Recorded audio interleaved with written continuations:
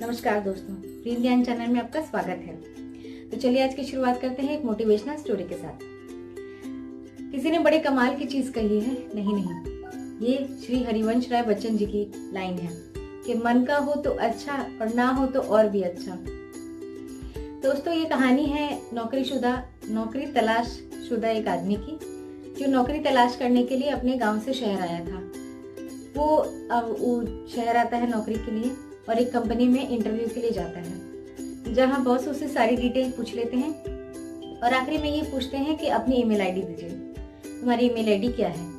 इस पर वो आदमी कहता है कि सर मेरे पास ईमेल आईडी तो नहीं है। तो इस पर बॉस कहते हैं कि अगर आपके पास ईमेल आईडी नहीं है तो सॉरी, ये नौकरी हम आपको नहीं दे सकते। तो बेचारा उदास हो जाता है और वहां से चला जाता है। गांव से आने के बाद उसके पास सिर्फ 20 रुपए बचे होते हैं।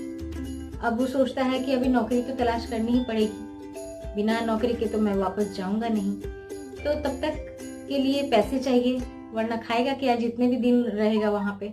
तो इसलिए वो क्या करता है कि वो 20 रुपए जो उसके पास होते हैं उसके वो टमाटर खरीद लेता है और घर घर जाकर वो टमाटर बेच देता है, थोड़े मुनाफे में। जी हाँ, मार्केट से 5 या 10 रुपए ज्यादा ही बेचता है और लोगों को ये कह के कन्विंस कर लेता है कि अगर आप मार्केट तक जाएंगे तो आपका भाड़ा बच जाएगा, भाड़ा लग जाएगा, और मैं आपको घर दे जा रहा हूँ तो फिर आपका भाड़ा तो बच ही रहा है, तो कुछ मुनाफा मैं कमा लूंगा तो क्या हो जाएगा। इस तरह उसकी बातों से लोग कन्विंस भी हो जाते हैं और उसे लोग खरीदने लगते हैं।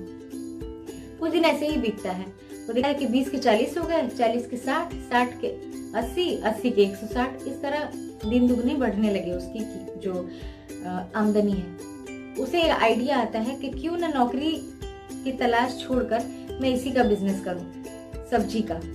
तो फिर धीरे धीरे वो सब्जी मंडी जाके कुछ और सब्जियां बेचने लगता है और इस तरह कुछ महीने बीतते हैं, कुछ साल बीतते हैं और इस तरह फिर वो एक ट्रक खरीद लेता है और ट्रक से उसकी सब्जियां मंडी तक जाने लगती हैं। इसी तरह वो कमाते कमाते बहुत बड़ा आदमी बन जाता है और गाड़ी, बंगला और भी बहुत सारी प्रॉपर्टी खरीद लेता है और अब वो एक सफल बिजनेसमैन बन जाता है। उसके बाद गांव में से भी अपने लोगों को, सब पूरी फैमिली को बुला लेता है, जो अपने बंगला खरीदा होता है उसमें रहने लगता है। सब लोग बहुत अच्छे से, सब कुछ अच्छा चल रहा होता है दोस्तों।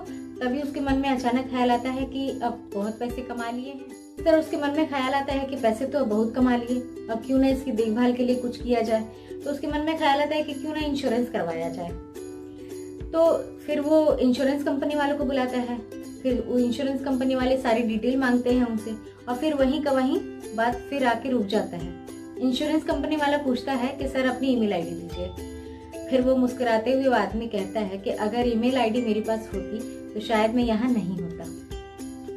दोस्तों, आपकी और मेरी कहानी भी इसी तरह है। हम क्या करते हैं कि जिंदगी में हमारे जो मन का नहीं होता तो हम उससे मायूस हो जाते हैं और पीछे हट जाते हैं, जबकि ऐसा नहीं करना चाहिए। हमें एक रास्ता बंद हुआ है, हमें नहीं पता कि आगे कितने रास्ते खुल सकते हैं या शायद खुले हुए हैं। छोटे से हमारे प्रयास का वो इंतजार कर रहे हैं। इसलिए हमें सिर्फ और सिर्फ अपना काम करते रहना चाहिए, जैसे कि उस आदमी ने किया। बिना वो गांव भी जा सकता था, वो बिना पीछे कदम हटाए, वापस जाए बिना, उसने अपना कर्म किया और सोचा कि यहीं हम कुछ करें। जब तक कि उसे नौकरी नहीं मिलती, कुछ जीवन यापन करने के लिए वो थोड़े बहुत पैसे इकट्ठा कर ले कि जब तक भी उसे रुकना पड़े वो आराम से रुक सके उस शहर में। इसी तरह वो अब इसी रास्ते पे चलते चलते उसका खुद का बिजनेस बना लिया उसने और देखिए कितने आगे बढ़ गया। तो हमें इस कहानी से यही सीख लेना चाहिए कि हमें कभी भी मायूस होकर अपने कदम को पीछे नहीं हटाना चाहिए। हमें बस और आगे बढ़ते ही रहना चाहिए। हमें मंजिल मिलेगी, जरूर मिलेगी। और शायद हो सकता है हम जो इमेजिन करके रखे हैं, हम जो इमेज बना के रखे हैं अपने दिमाग में, उससे बेहतर मंजिल मिलेगी। तो मैं आपसे कहती हूँ कि सिर्फ और सिर्फ अपना काम करते रहिए और कभी भी मायूस मत होइए, हमेशा पॉजिटिव रहिए।